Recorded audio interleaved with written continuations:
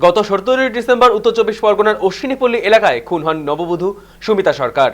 অভিযোগের ভিত্তিতে গ্রেপ্তার করা হয় মৃতার স্বামী সৌম্য দত্তকে। ঘটনার পর থেকেই এলাকায় তীব্র চাঞ্চল্য ছড়ায়। অভিযুক্তের বাড়ি ঘিরে বিক্ষোভ ও ভাঙচুরের ঘটনা ঘটে। পুলিশ অভিযুক্ত স্বামীকে গ্রেপ্তার করে আদালতে পেশ করে।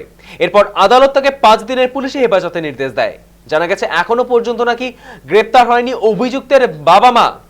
সম্ভবত তারা পলাতক এবং পুলিশ তাদের খোঁজে তল্লাশি চালাচ্ছে।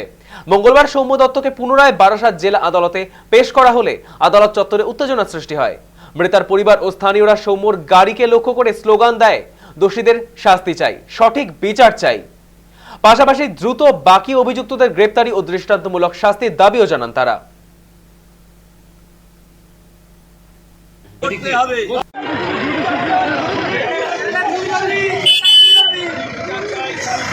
মা বাবাকে অ্যারেস্ট করছে না এখনো। আমার ক্ষুব্ধ থাকবো না?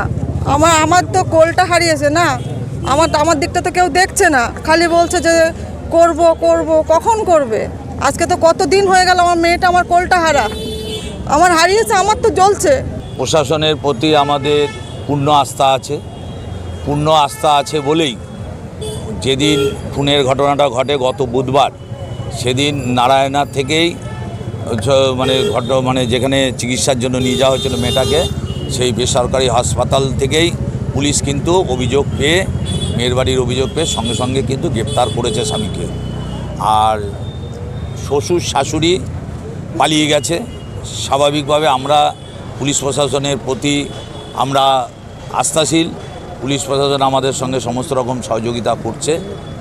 আর শ্বশুর শাশুড়ি পালিয়ে গেছে, তাদেরকে ধরার জন্য পুলিশ চেষ্টা করছে। পুলিশ আমাদেরকে বারবার করে এই আশ্বাস দিয়েছে এবং আমরা বিশ্বাস যে অবিলম্বে শ্বশুর শাশুড়িকে পুলিশ গ্রেপ্তার করতে পারবে।